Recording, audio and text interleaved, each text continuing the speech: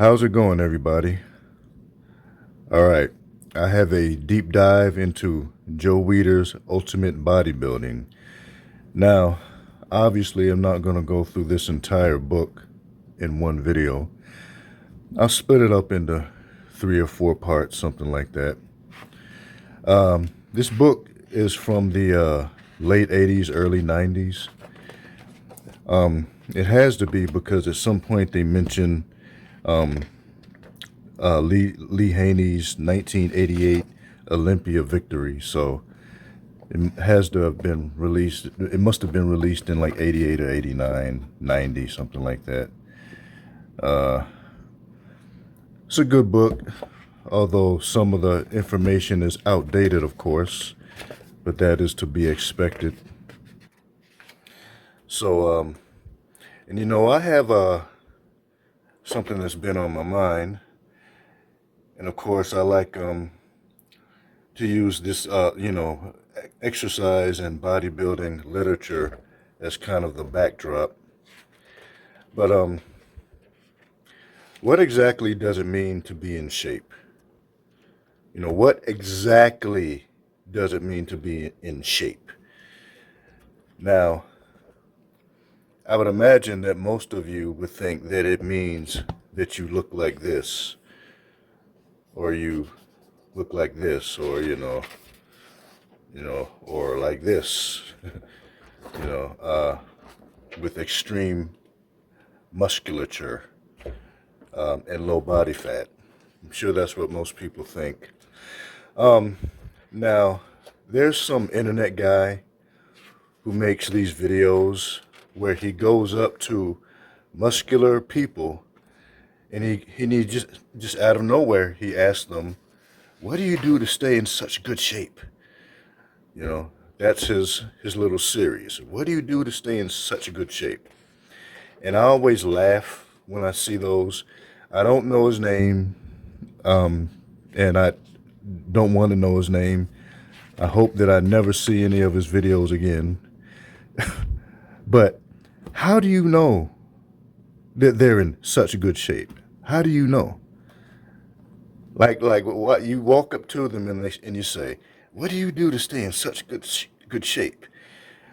You know, and as usual, it's misinformed nonsense. You know, by people who know nothing about this, and they're spreading misinformation about exercise. Now, being muscular, you know, as beautiful as it is, and as cool as it is, you know, like here, I always love this picture of Rich Gaspari. As cool as it is, it doesn't mean you're in shape. It literally does not mean you're in shape. It has nothing to do with being in shape. All right, when you're lean and muscular, what it means is that you're lean and muscular. That's it. Okay? I've known bodybuilders who literally can't walk up a flight of stairs without being out of breath. Okay? I've literally known bodybuilders who have crippling back issues. I mean, they have like these crackling old backs, you know, like they're old men or something. You know, I've known bodybuilders, you know, who had knee issues and elbow issues, hip issues. Okay? So, truth be told, if you cannot walk up a flight of stairs without being out of breath, then you're not in good shape, or you're not in shape. All right? If you're sitting in your car and you turn around to reach for something in the back seat and you throw your back out, then you're not in good shape. All right? If your lower back is constantly on the verge of going into spasm, then you are not in good shape. All right, if you are running to catch the subway or to catch a cab, or if you have to take off running for whatever reason and you hurt your knee, or you feel a sharp pain in your hip, then you are not in good shape. Okay?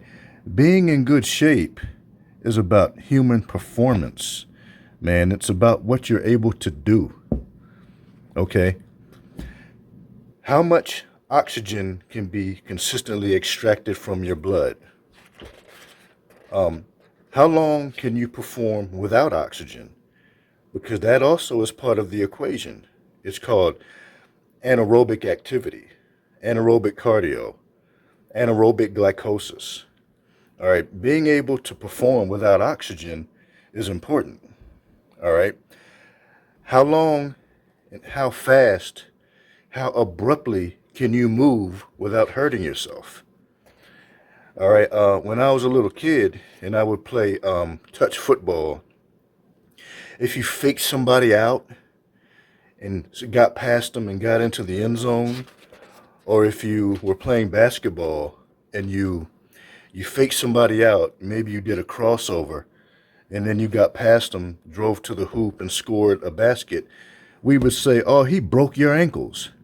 Oh, he just broke your ankles. When you juke somebody out, we would say, he broke your ankles. All right, now that was just trash talk, but there's actual truth to that, because a person who is not adept at speed and agility or plyometrics, they may move really quickly and hurt themselves, So it was funny that we said that. I mean, we were just little kids, but there was real truth to what we were saying, and being able to move quickly without hurting yourself, being able to move quickly with effectiveness is something that has to be worked on or can be worked on through speed and agility training, through plyometrics, so forth and so on. Okay. So, if you cough and you throw your back out, then you're not in good shape. When you have to cough suddenly, that is an abrupt movement. I've seen people cough and literally throw their back out. Okay. So, as far as big muscles, how muscles grow larger and stronger, as far as big muscles being the telltale sign of condition, if such was the case, well, bodybuilders would be the greatest athletes in the world. Now, how many times have you watched a bodybuilding competition and seen a bodybuilder pass out on stage? How often have you heard about bodybuilders passing out backstage? On stage, backstage. All right. They're basically playing games with their blood sugar to look the way that they do. They carb up. Well, they carb deplete before a show. At least most of them do. And then they carb up just enough to fill the sarcoplasm of their muscles with glycogen.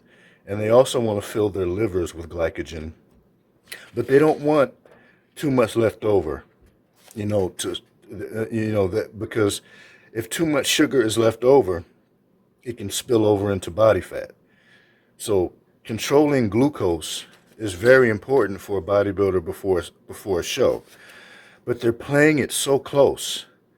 They're really, straddling that fence between terribly low blood sugar and having just enough, and then when you factor in all the posing and flexing on stage, that's technically isometric tension, so they're burning off glucose as they flex on stage. This is why bodybuilders have sugary snacks, candy and pizza and sodas backstage, because the aforementioned are high glycemic sources of sugar or high glycemic sources of glucose, which means that it can readily be absorbed into the bloodstream. So they have to have this stuff backstage because, they're playing kind of, dangerous games with their blood sugar levels in an effort to look the way that they do. So even though a bodybuilder looks amazing on stage, they're actually at their weakest. Okay, and this is a fact. This is, and go ahead and do a Google search. Just Google bodybuilders passing out backstage. bodybuilders passing out on stage. Go ahead and Google that and see what comes up. You know, I don't have to do it because I've seen it before. I've seen bodybuilders pass out many times. I've seen them pass out right on stage. And don't even get me started on all the dead bodybuilders. All right. I mean, I think the latest prominent bodybuilder to die at a young age was Sean Roden. Okay, so look, when it comes to human performance and adept human performance, two factors that should not be part of the equation are passing the fuck out and dropping dead out of nowhere. All right? If you pass out, something isn't quite right. There's something wrong.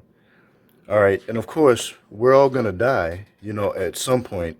And I'm not trying to make light of anyone losing their life, you know, but if you just drop dead in your 20s, 30s, or 40s, it's usually because something isn't quite right. Definitely not a telltale sign of being in great shape, you know. But, you know, human beings being the fucking morons that we are, and, you know, we've all been guilty of this. We've all done it at some point. At some point, we've all judged a book by its cover. You know, we all have done it. You know, it's a sign of immaturity and it's a sign of stupidity. You know, and we have to grow past that. You know, but looking like this absolutely does not mean that you're in great shape. You know, being in great shape is about performance. Okay? Like I said, being in great shape is about how much oxygen can be extracted from your blood. You know, and like I said, how long and how effectively can you move without hurting yourself? Now, I've known bodybuilders, you know, who look great, but like I said before, they had back issues. And the reason is because they focused on the appearance, you know, of their back muscles. This is what they focused on, was the appearance. They didn't focus on the mobility of their spine. They didn't focus on the mobility of their hips. They didn't focus on the ability of the deep core muscles to stabilize and protect the spine. All right, they're focusing on appearance, you know. And like I said, appearance is one thing, human performance is another. Okay, a lot of the exercises that are going to protect your back and that are going to ward off issues like a spasmic condition. You know, when you have chronic back spasms. All right, you know what's going to ward that off is focusing on deep visceral muscles. You know, not just the ones that you see, but the ones that you don't see. You know, the transverse abdominis, the erector spinae, not just the middle, not just the top, but the entire erector spinae, which runs down your entire spine. You have to focus on all of it. And you have to focus on the ability of your spine to rotate. And you also have to focus on something called lateral flexion of the spine. Rotation, lateral flexion. And you want to do this from a basic neutral spinal position, from a basic hip hinge state or a hip hinge position. So hip hinge and neutral spine is all one position. You know, basically pertains to well, obviously the hips and the spine. All right. You need to be able to focus on rotation. This is going to sound confusing as hell, but you need to be able to perform rotation and lateral flexion from a state of spinal flexion, spinal extension, and as I just said, neutral spine with hip hinge. I know that's confusing. I'm going to make another video talking about that where I literally show it to you. But you need to, the truth of the matter is you need to move your spine. You know, and it's not just about doing heavy bent over rows and seated cable rows, you know, to bring out detail It's not just about doing one-arm dumbbell rows to bring out as much detail as possible. It's about manipulating the spine. And one thing about bodybuilding that, you guys need to watch out for is it's about the appearance of the body. And a lot of important details get left out when you're completely honed in on your appearance. So as far as being in good shape, right now, yeah, I'm muscular, but that's genetic. I'm certainly not focused on it at all. If it comes, it comes. If it doesn't, so be it. But I was more muscular at other times in my life, because just like you, just like most of you, when I was younger, all I cared about was how I looked. I didn't really focus as much on the nuts and bolts. I didn't focus as much on functionality. Okay. So yeah, back then I would say that I was more muscular than I am now. Okay. But I'm in much better shape now than I've ever been in. And this is because I focus on all aspects. I focus definitely on hip and spinal mobility is extremely important. And there's a word called prehab, that I imagine that I imagine most of you aren't familiar with. Prehab is short for prehabilitation. All right, and prehab basically means that you train in a way to prevent injuries. Okay, you train in a way to prevent problems down the line. This is what I've been focused on for a long time now. I kind of got out of the body. This is a great picture of Frank Zane. I always love this picture. I got out of focusing on my appearance a long time ago because I don't want to have the problems that come along with getting older. So I do a lot of prehab work as well, which, like I said, it basically, prehab is basically a means of, it's like a preemptive measure for injuries. It's a means of training in a way that makes you more resistant to injury. It's really pretty simple. That should be focused on. That should be seen as more important than appearance. But people being people, I think we focus on this too much. So the next time you see someone who claims that this guy is in great shape, how do you know? You don't know that, all right? You don't know if he has good cardiovascular health. You don't know if he has hip and spinal mobility. If he doesn't have hip and spinal mobility, all that is just an accident waiting to happen.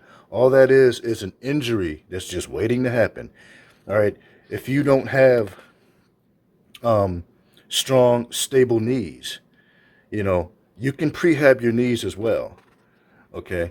If you don't focus on the lower quad, down above the knee and below the knee, particularly using isometrics and tracking exercises, because there are exercises that are designed to make your joints track better, meaning like your joints kind of fit together, kind of like my knuckles are right now. That's what I mean by tracking. Okay, there are ways of making your joints, your knees and your elbows track a little bit better. And there are ways of moving the synovial fluid around in your knees, which makes for healthier joints, so that you'll be more resistant to injury. That's something else that should be focused on, but people totally forget about it. So just understand that being in shape is a lot more complex than just what you see. It really is. So you cannot just look at someone and automatically assume that they're in good shape. And that is a mistake that people make all the freaking time. Even in boxing and MMA, when they'll look at a guy at weigh-in and he's shredded, he's really cut up, they'll say, oh, he looks to be in great shape for this fight. How do you know? How do you know? There are people who are just genetically lean. Just because you're shredded does not mean that you're in great shape. Doesn't mean that you prepared. It really doesn't. 100% doesn't mean that. But this is just, this is, I think we've been brainwashed by bodybuilding. And we've learned to judge physicality and physical adeptitude by what we see. and that's just not the way to go. That's not intelligent. It's not well-informed thinking at all. Okay? So that's just something I wanted to talk about. And if you see that stupid video anywhere on Facebook, I saw it on Facebook. The guy just walks up to people and says, "Hey, what do you do to maintain such great shape? How do you know?" You don't know. I remember when I worked at Tinley Sport and Health, one of my coworkers who was a bodybuilder was working out one day, and he just begs me, and I was on break, and he just begs me to come out and put pressure on his low lumbar spine just to compress it. He was having spasms. And I can't remember, it was a long time ago. I can't remember everything that was going on that day, but his back was killing him. And this was a guy that was like 24 years old, 23, 24 years old. And his back was killing him. So he just came out and just begged me to press on his spine, press on it. So there's that. So, he was in terrible pain. He was in obvious pain, spasming, so forth and so on. So that is not a sign of being in good shape at all. Way more complicated than what you think, man. And stop letting, these misinformed internet people